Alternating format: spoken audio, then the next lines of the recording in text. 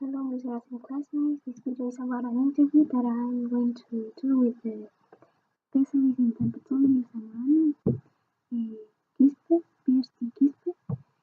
And we are going to talk about the late blight, what are the causes of this disease, and how can we manage this disease and to avoid the big losses that this can cause.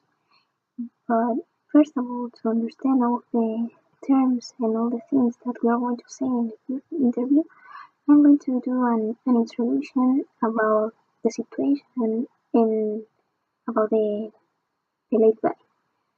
Well, the late blight is better known as lunch in Ecuador. Is one of the diseases that cause more losses worldwide in the potato crops, and it's caused by a fungi that calls Phytophthora infestans, which forms or spores that can survive in a lot of conditions in the soil. Nevertheless, the most natural form to propagate this disease is in the tubers, which is the commercial part of the potato, so we lost all the production. Well, revealed say that this disease is the principal wounding factor of the potato crops. In this crop of great importance and subsistence in Ecuador, which approximately 66,000 hectares covered with potatoes, and that are part of 45 families in Ecuador, so it's such important in the PIB of Ecuador, generating 14 tons per hectare and with a brut revenue of $16 million annual dollars.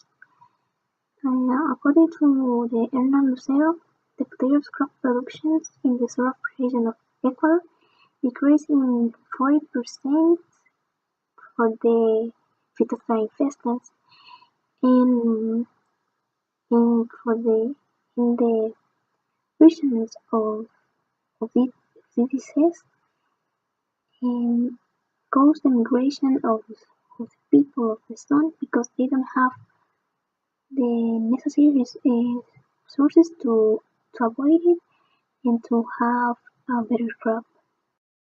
All the regions that are mentioned above, people are searching solutions to this big problem and methods to control this disease, avoiding the pollution of the environment. And one of them are the biological control, because they are worrying about the consequences of the fungicides that are used in these crops, because it's the first one sources that they use to avoid it. Well, to replace these products, they are searching control biological control, cultural control, mechanical control. First of all, the more important is to don't use contaminated seeds or super seeds. And to know more about this disease and how can we control it, we are going to talk with the specialist in plant pathology of Zamorano, PhD Quispe. I hope you enjoy it. Hello, Miss Class and classmates. Here I am with the specialist in plant pathology of Zamorano University, Christian Quispes. And the reason of this interview is to know more about the Phytophthora infestans in potato crops. Well, first of all, we are going to answer which are the biggest challenges that we have in order to understand the Phytophthora infestans biology. So Phytophthora infestans it has been one of the huge challenges that we had in order to control different diseases. And one of the reasons is that Phytophthora infestans is one of the generalist pathogens. That means that Phytophthora infestans can infect several crops. One of those are related with solanaceous plants, for instance, tomato, potato, and other ones. One of the biggest challenges that we had is that recently we have confirmed that Phytophthora infestans doesn't belong to a fungi kingdom, but instead it has its own kingdom that is more related with algae than with fungi.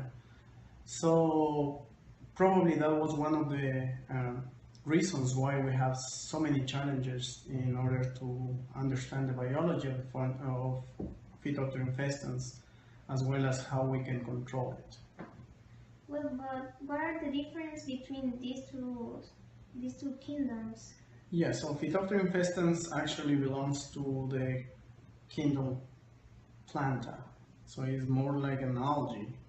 And in that sense, in the biology, there are several differences that we can understand in order to differentiate which is a fungi and which is an oomycete. So for instance, fungi have a cell wall that is mainly structured with a substance that is called chitin. This is a substance that the fungi uses in order to protect itself from other environmental stresses, such as sunlight, sometimes even dehydration, and so on and so forth. In the case of Phytophthora infestans, that is an oomycete, they have a different structure in the cell wall. For instance, the cell wall of the oomycete family is more similar to the ones that we usually have in plants. So you can see the challenges that we have in order to control a disease that has more similarities with the plant cell than with the fungi. So some of the fungicides that we have, especially those that are very specific, such as the ones that are important to inhibit the production of the chitin in the fungi, are not working for Phytophthora infestans. So you can imagine the challenges that we have in order to control the disease. Well, where the Phytophthora infestans is one of the principal diseases of the potato crops. Why? Why the Phytophthora infestans is one of the principal diseases of potato crops. Yeah, like I mentioned before, the problem with Phytophthora infestans is that it's a generalist. That means that it can grow in several different crops that actually can be very devastating. It's important to remember that Phytophthora infestans has been one of the most studied pathogens in our field, and one of the reasons starts with one of the fame that we had back in 1845, in which the Ireland population was devastated by this pathogen. So what happened was that they have a monoculture of one specific potato line that was brought from America to Ireland, and it was a time where the conditions were so favorable, environmental conditions were so favorable for Phytophthora infestans that completely abolished all the crops that they had related with potatoes. So just to give you an idea of what was the big problem for that society, almost 3 million Ireland people were kicked out of the country because they didn't have any food to eat.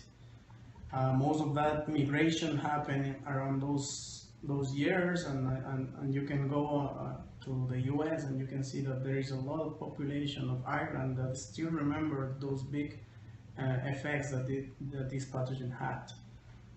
So yeah, even right now we still have a lot of challenges in order to try to control the disease. Like I said, it's very difficult. Number one, because there are so many malleability in the genome that the pathogen has that make it so difficult to control, because it has the way to overcome the different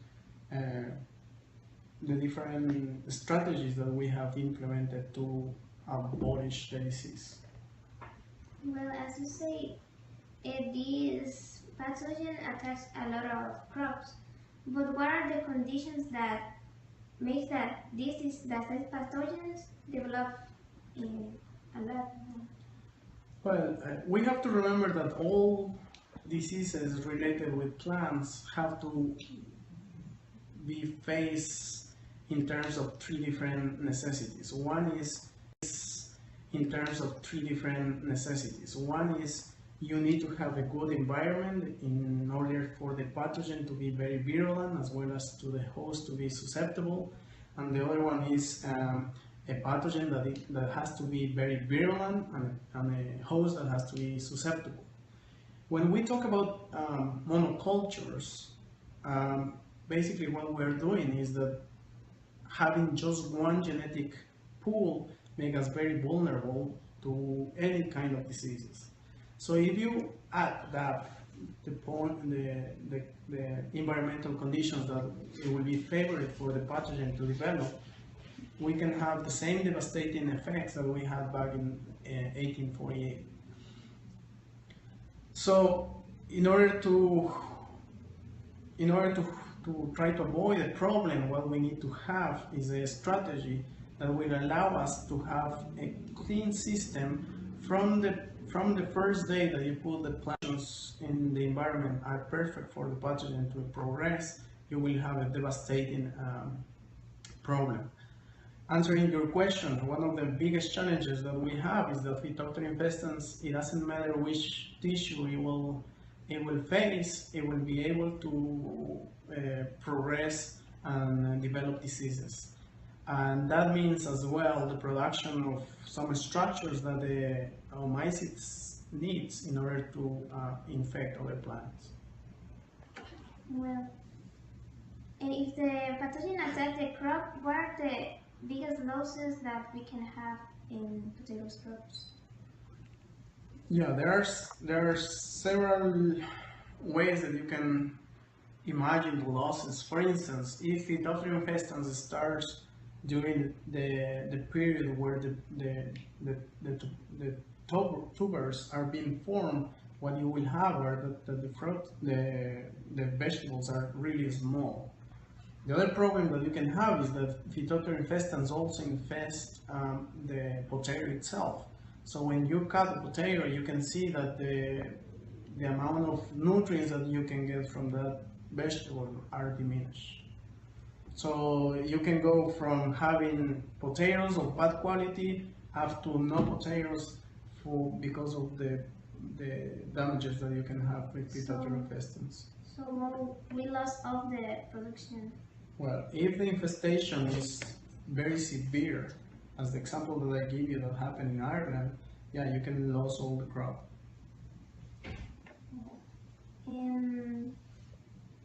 Which are the best methods to control this disease? There are some fungicides that can help in order to prevent the establishment of the disease. However, we have to be clear that the best way to abolish any problem related with plant pathogens is to have good practices during your whole cycle of production.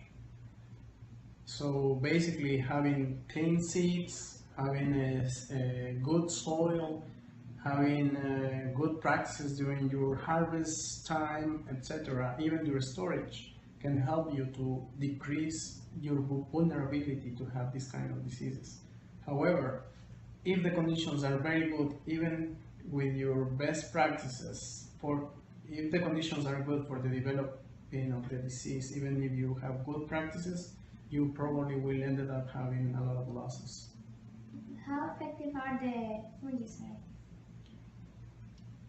The effectiveness can be measured in terms of three different necessities. One is you need to have a good environment in order for the pathogen to be very virulent as well as to the host to be susceptible. And the other one is a pathogen that has to be very virulent and a host that has to be susceptible. When we talk about monocultures, basically what we're doing is that having just one genetic pool makes us very vulnerable to any kind of diseases. So if you adapt the environmental conditions that it will be favorable for the pathogen to develop, we can have the same devastating effects that we had back in 1848. So in order to try to avoid the problem, what we need to have is a strategy that will allow us to have a clean system from the first day that you put the plant